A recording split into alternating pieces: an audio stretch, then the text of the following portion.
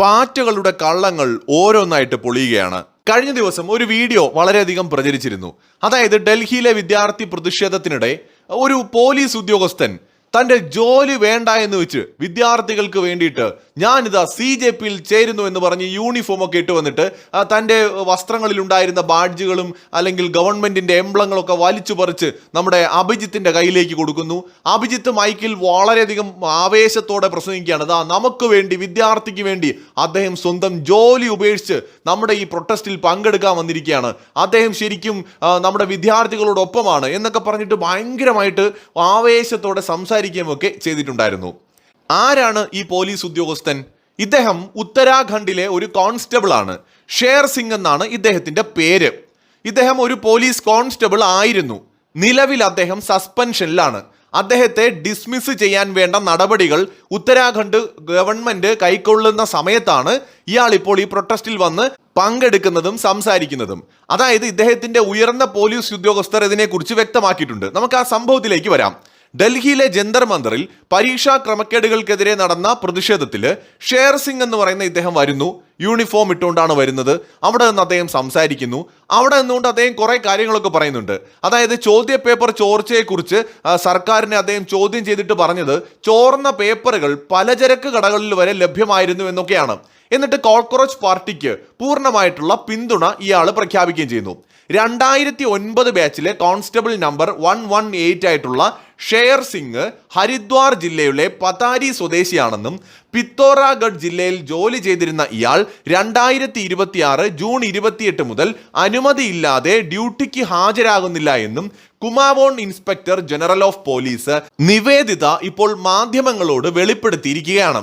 ഇയാളെ already government suspend ചെയ്ത ഒരു വ്യക്തിയാണ്. മാത്രമല്ല ഇദ്ദേഹത്തെ പുറത്താക്കാൻ വേണ്ടിയിട്ടുള്ള നടപടിക്രമങ്ങളും സ്വീകരിക്കുന്നുണ്ടായിരുന്നു. അതിന്റെ കാരണം ഈ കോൺസ്റ്റബിളിന് മുൻപ് ക്രിമിനൽ ചരിത്രമുണ്ട്.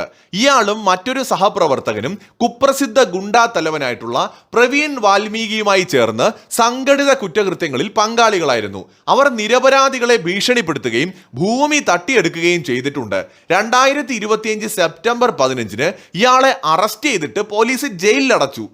ഈ പോലീസുകാരനെ മാസങ്ങളോളം ഇയാൾ ജയിലിലായിരുന്നു. പിന്നീട് ഇയാൾ ജാമ്യത്തിലാണ് ഇറങ്ങിയത്. ഇതിന്റെ പശ്ചാത്തലത്തിലും ഇയാൾക്കെതിരെ പിരിച്ചുവിടൽ നടപടികൾ നടക്കുന്നുണ്ടായിരുന്നു. നിലവിൽ ഇയാൾ നടത്തിയ അടിസ്ഥാനരഹിതമായ പ്രസ്താവനയുമായി ബന്ധപ്പെട്ട് ആവശ്യമായ നിയമപരവും വകുപ്പ് തലത്തിലുള്ള നടപടികളും സ്വീകരിച്ചു വരികയാണ് എന്നും IG വ്യക്തമാക്കിയിട്ടുണ്ട്.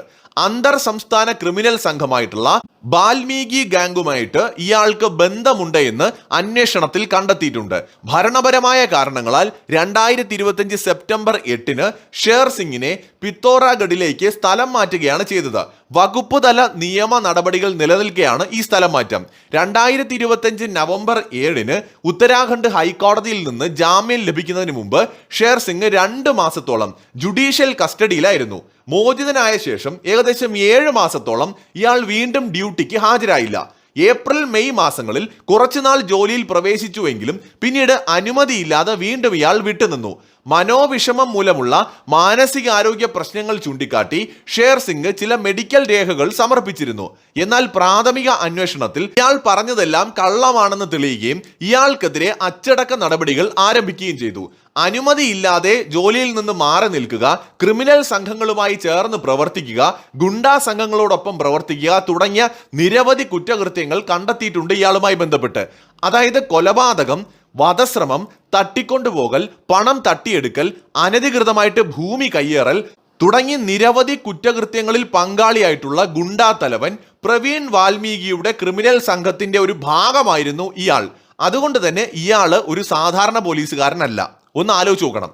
ഇയാളാണ് അവിടെ ചെന്ന് നിന്നിട്ട് CJPക്ക് വേണ്ടി ഞാനിതാ എൻ്റെ ജോലി കളയാൻ പോകണു എന്ന് പറഞ്ഞത്. കാരണം ഏതാനും ദിവസങ്ങൾക്കുള്ളിൽ അയാളെ എന്നേക്കുമായിട്ട് ഡിസ്മിസ് ചെയ്യാനുള്ള നടപടിക്രമങ്ങൾ നടക്കുകയാണ്. ഇത് മാത്രമല്ല, ഇയാളെ മിക്കവാറും ഇനിയുള്ള കാലത്ത് ജയിലിലുമായിരിക്കും. അപ്പോൾ ഇയാള് ജോലി സ്വയം കളഞ്ഞതല്ല, ഇയാളെ ജോലി നഷ്ടപ്പെട്ടതാണ്. അപ്പോൾ അവിടെ വേദിയിൽ പോയി നിന്ന് പച്ചക്കള്ളം പറയാണ്. അത് വിശ്വസിച്ചുകൊണ്ട് പാറ്റകൾ കൈയടിക്കുന്നു. പ്രധാന പാറ്റ അതിനെ സപ്പോർട്ട് ചെയ്ത് സംസാരിക്കുകയാണ് അഭിജിത്ത്. ഈ പ്രധാന പാറ്റയും കൂട്ടരും എന്തൊക്കെയാണ് കാണിച്ചു കൂട്ടുന്നതെന്ന് അവർക്ക് തന്നെ അറിയില്ല. സത്യത്തിൽ ഇവരെല്ലാ പണിയും വാങ്ങിക്കൂട്ടാനുള്ള ശ്രമമാണ് ഈ ചെയ്തുകൊണ്ടിരിക്കുന്നത്. മറ്റൊരു വീഡിയോയുമായി വീണ്ടും കാണാം.